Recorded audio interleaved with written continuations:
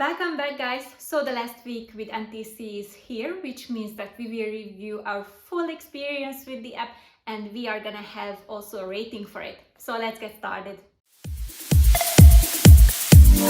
So the fourth week wasn't really different from the third week. I just want to highlight some things which can be important while working out. So the first thing is that even if there is no suggestion from the trainer is coming for support for knees and back, please use them because even if you don't feel it during the workout, it can be noticeable in the future. And just in general, so if you feel that the weights are too light for you, then increase the weight, but also don't exaggerate. You don't have to injure yourself in the process.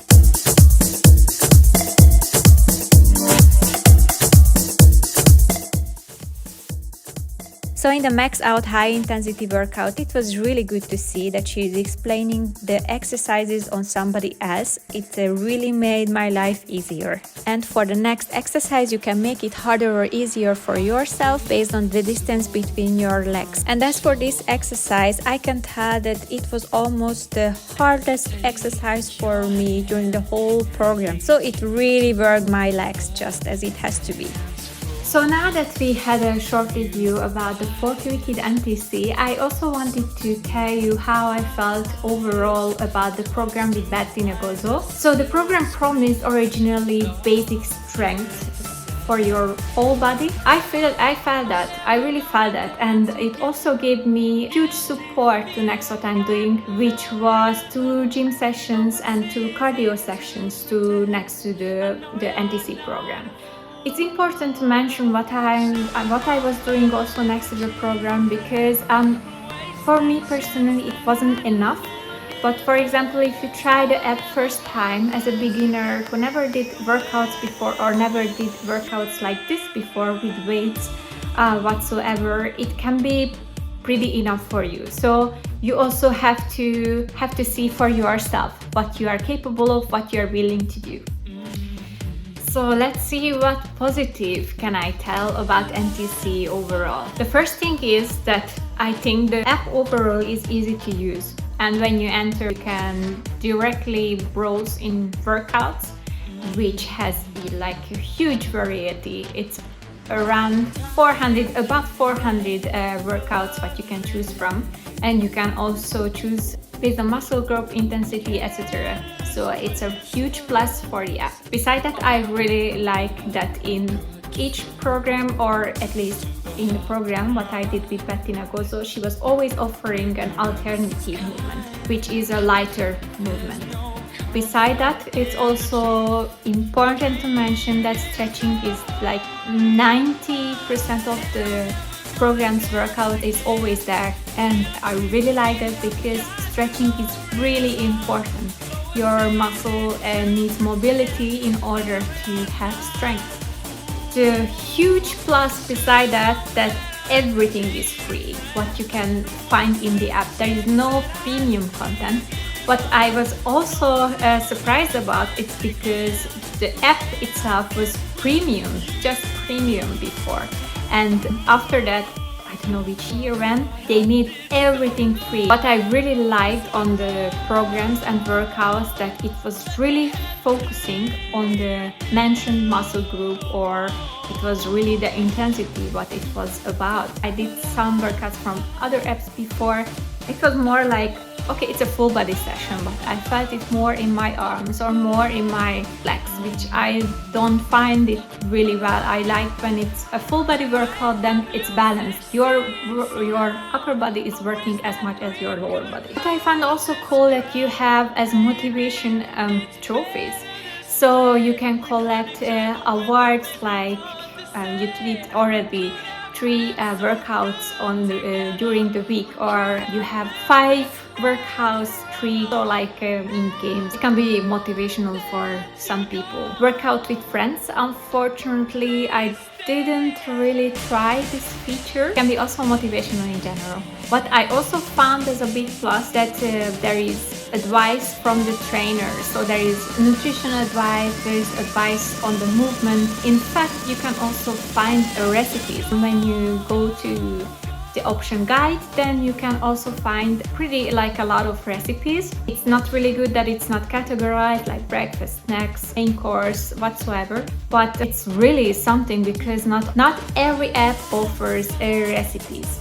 So as like plus minus for the app, I would say kind of the interface, because however it's easy to use the app, I think the main focus should be, or the main interface when you enter in the app should be your activity. So you can have an overview, what have you done. You can have an overview about average, for example, calorie loss or average heart rate. Yes, but it's a personal thing, so it's not really a minus or a plus. Okay, so as I mentioned also before, during the app testing, it's pretty bad that you can't do two programs at the same time. For example, when I'm doing a program like with Bettina Gozzo, 4 weeks program, and I think it was based on strength. Next to it, I would like to do some mindfulness program or yoga program or just stretching in general. You can do that, and I don't feel it's really positive, because why not? Then in the program in general, so for the full body workouts, you had actually an overview about what to do, and you had also like guidance there if you didn't know how to do the movement. So when I have a program, for example, Bettina Gozzo, it's not enough for me just to hear what's there. I want to see it before. So when it's like 30 seconds of break, I want to see my next movement, what's coming. It's explaining to you, how do you do the movement, but it's not really mentioning like how do you have to feel it, you know? I think it's important kind of to mention, okay, now, you know, like you have to suffer there more, especially when you are doing progress training, so you really want to see results at the end. It's important to know if you do an exercise well or not. Okay, so 2 things which I missed for the app itself, which was no dark mode. I know it's a bit like a fancy request, but I like to use my apps in dark mode. It's because, okay, so for me personally, I'm using the PC every day, 8 hours long. That's my job. Yeah, it's better for my eyes if I can use my apps too in my private time, also in dark mode. The second thing is, I don't know if I mentioned you guys, but the app on my iOS just crashed, like out from nothing. I just wanted to start it, doing the 4th week. Reinstalled it I think 5 times, and I also wrote to customer support if there is any chance to fix it. No reply. Okay, maybe I didn't even expect it, because who knows, they are a big company whatsoever. They can't answer, so I really can't use it. It's just starting, and then it's exiting itself. So as a conclusion, I would say the app is really good for beginners, really, because it has a huge variety. You can choose from every kind of workout, and as you also saw, there is also based on age workouts. So it doesn't matter if you are smaller or older, you can choose basically any workout. But I would say it's not really good for people who want a bit more than beginner training. It's not really good for monitoring your progress, which is really important when you want to make progress. So it's also pretty great that the app is free. Like it's free. You don't have to pay for any content. And beside that, it has a great content, so it's not just about working out. There is also advice for nutrition, as I mentioned. There is also like coaching readings, like about movement, again, resting, or just mindfulness, motivation, which is, I think, a really huge plus, because I haven't seen it in any other app. My final conclusion is the app is great. Please use it as a beginner, or when you're turning into intermediate. You can use it with friends too.